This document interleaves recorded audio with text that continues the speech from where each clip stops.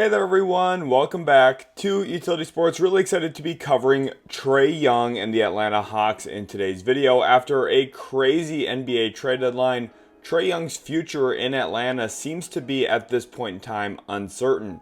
The Hawks currently are 9th in the Eastern Conference and have not had a great season for themselves. Trae Young and his role in the Atlanta Hawks offense specifically is one of the most heliocentric, star-dependent systems in the entire NBA. That team really runs off of Trae Young. Just recently had a 38-point, 19-assist game in an overtime loss to the New York Knicks.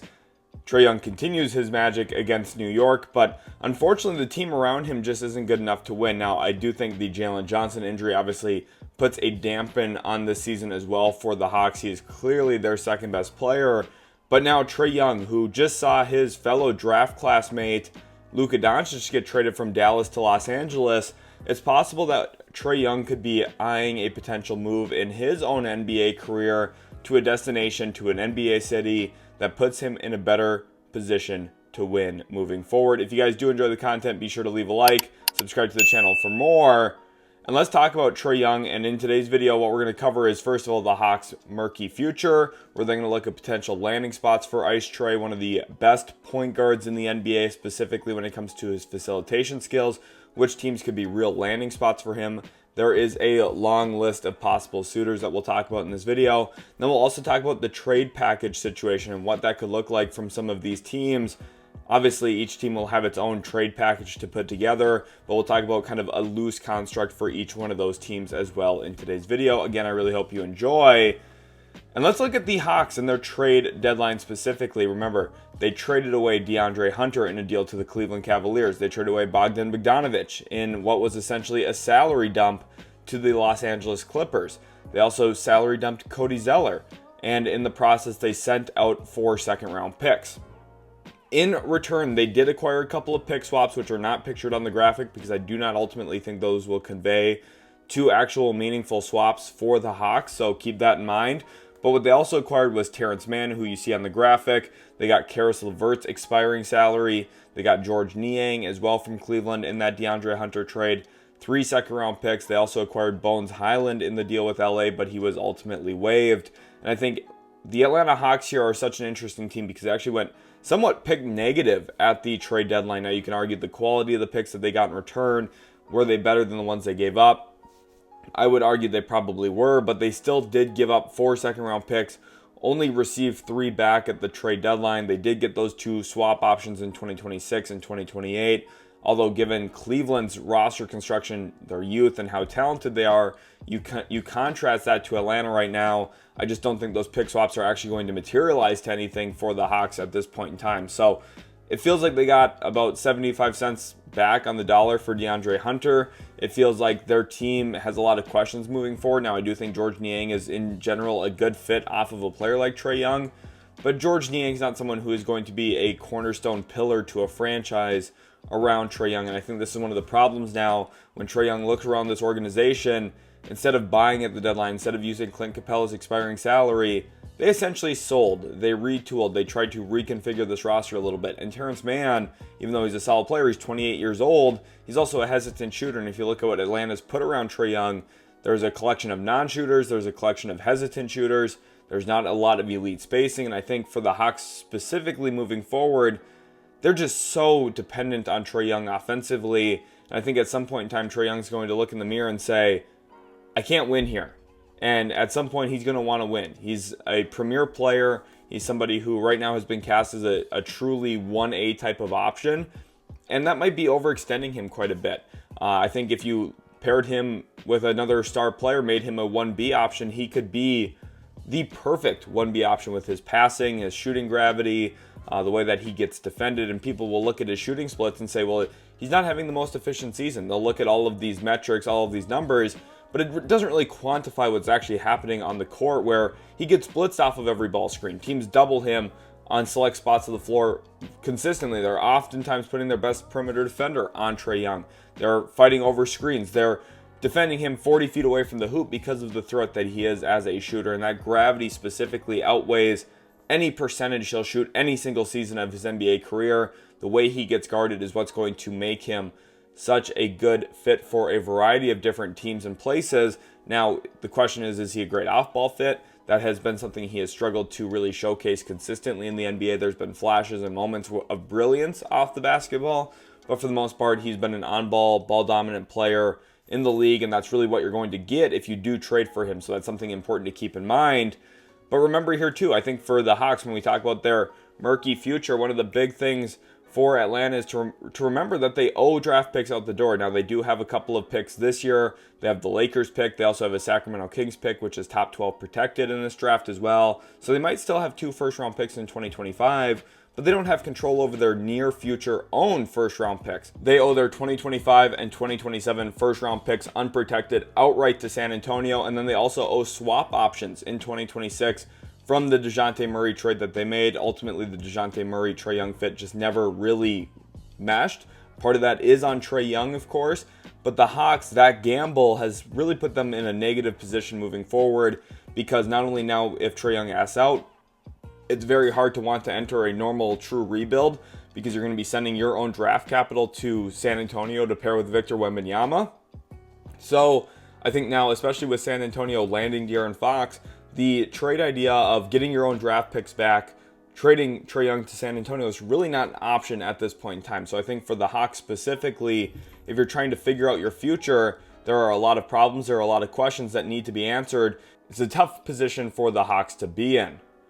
So when it comes to Trae Young landing spots, I think this is the part of the video where most people are going to want to know what's going on.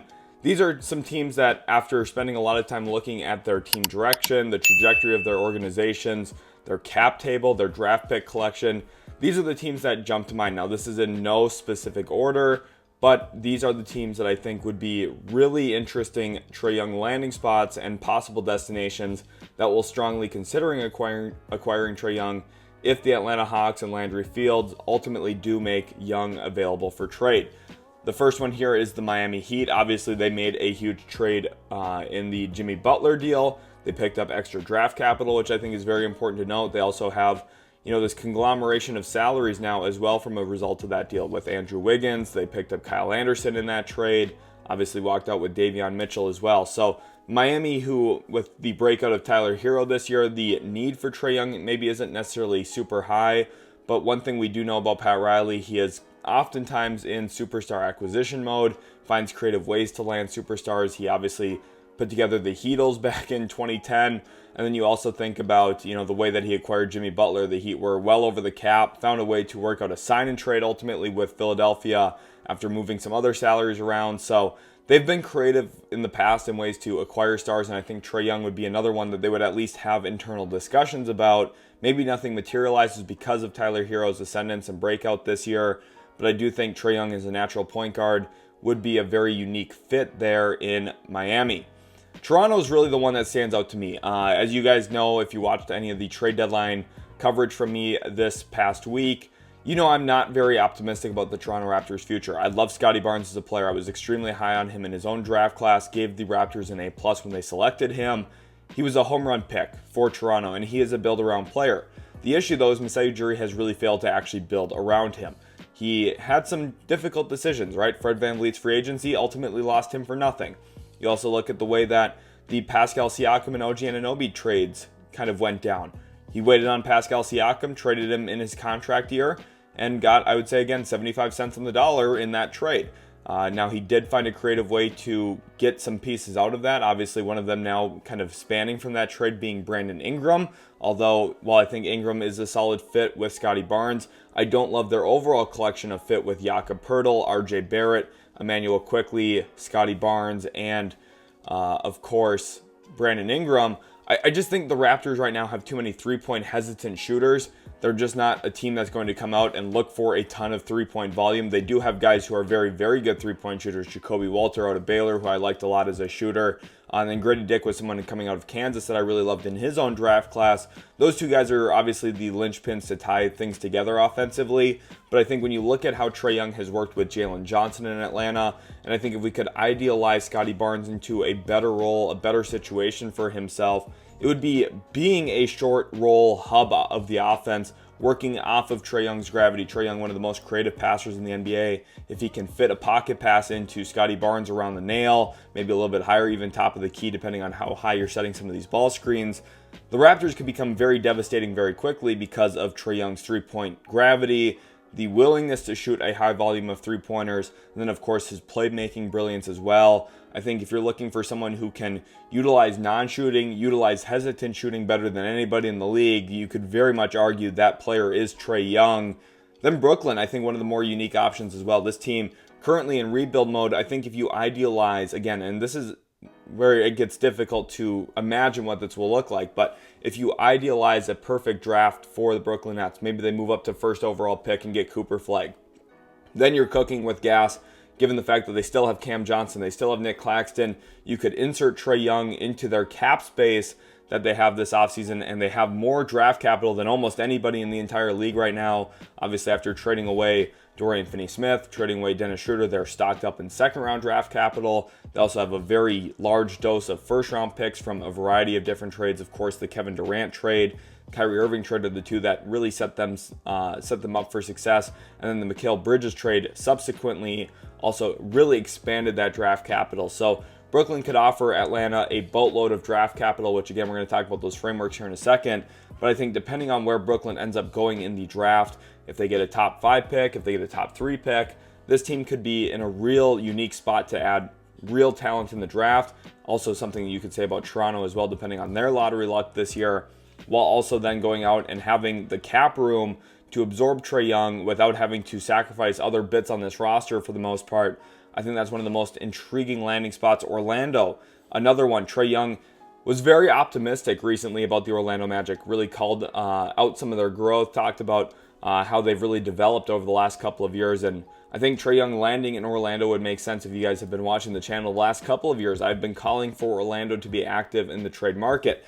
Unfortunately, though, the internal dialogue there, the internal decision-making does not really follow that pathway. The Magic are not a team that is actively looking to upgrade their roster in the trade market. You look at the ways that they've been improving their roster. For the most part, it has been through either outright drafting, and they've drafted a lot of good players in the process, and they've also been a team that has utilized free agency avenues, right? They signed Kentavious Caldwell-Pope. Now, they have made some good trades, and when they make trades, they make very, very good ones. You think about dumping Nikola Vucevic, you think about trading away Aaron Gordon. They have really set themselves up with draft capital. It gave them build-around players. Franz Wagner, who I would say is the best player on the Orlando Magic going forward, he is obviously a byproduct of the Nikola Vucevic trade. So Orlando, when they have made trades, they've made very good ones, and I think Trae Young, although he's on a very large contract, which is maybe the part of this aspect that would, the aspect of this possible trade that would turn Orlando off from a deal, just because of how much Trae Young, Franz Wagner, and Paulo Banchero will all make together. They're still a team that would be really, really dangerous with Trae Young. Again, his playmaking, shooting gravity, all of the stuff I talked about with Toronto, I think Orlando could really benefit from as well. The Washington Wizards, kind of in a similar spot to what Brooklyn finds themselves in, except Washington's an even worse roster right now. But they do have core pieces already established, especially defensively.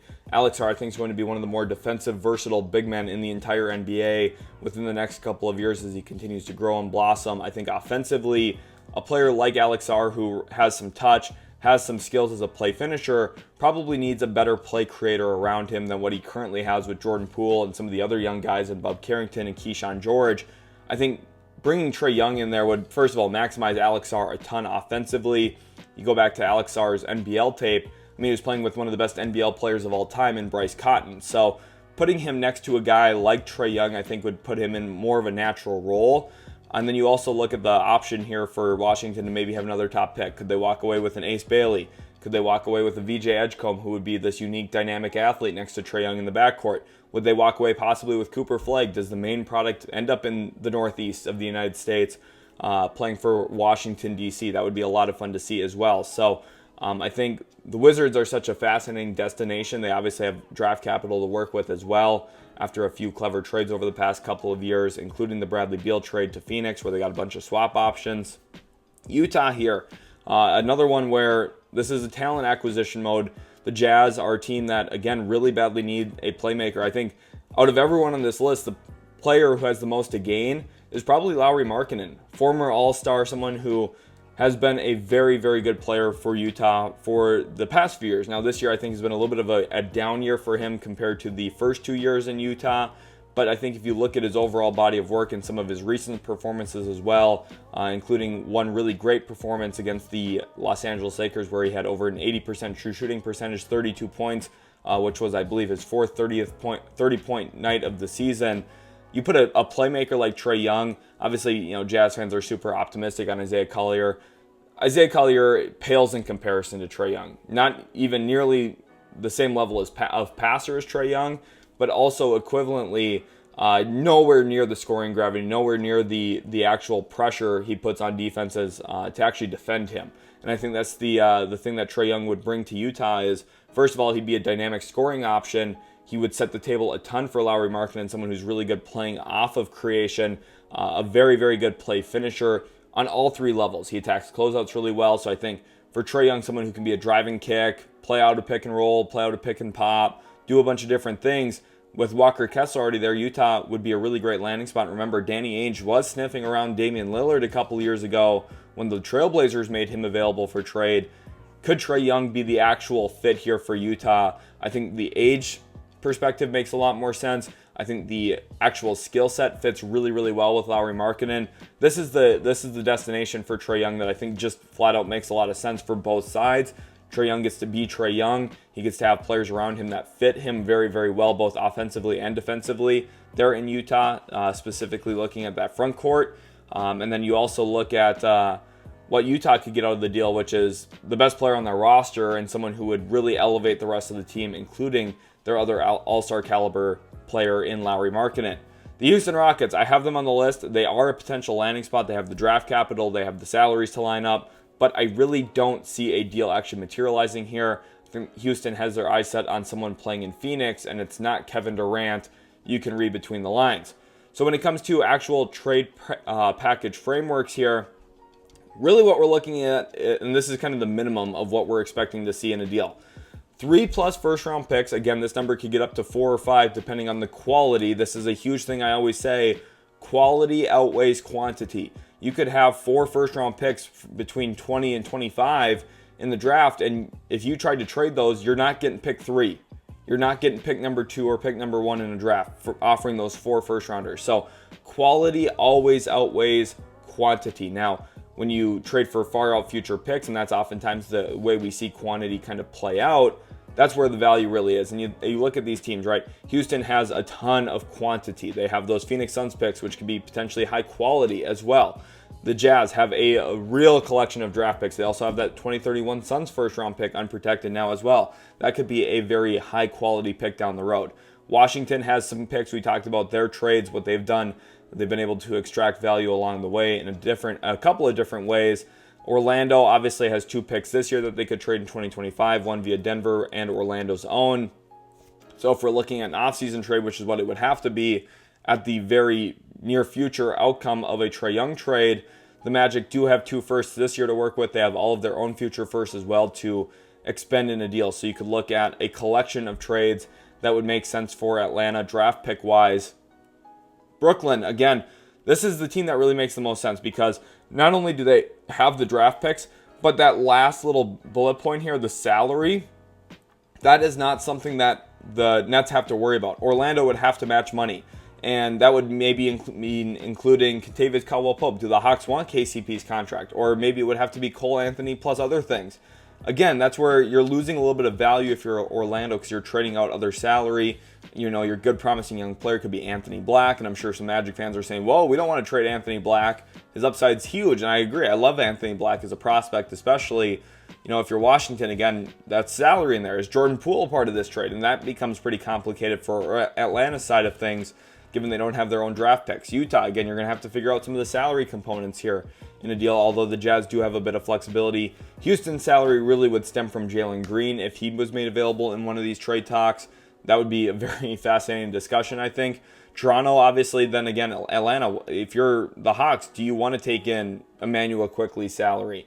If you're trying to retool this team around Trae Young, maybe that's what they decide to do. I don't think it really advances their team moving forward, but that might be part of the trade.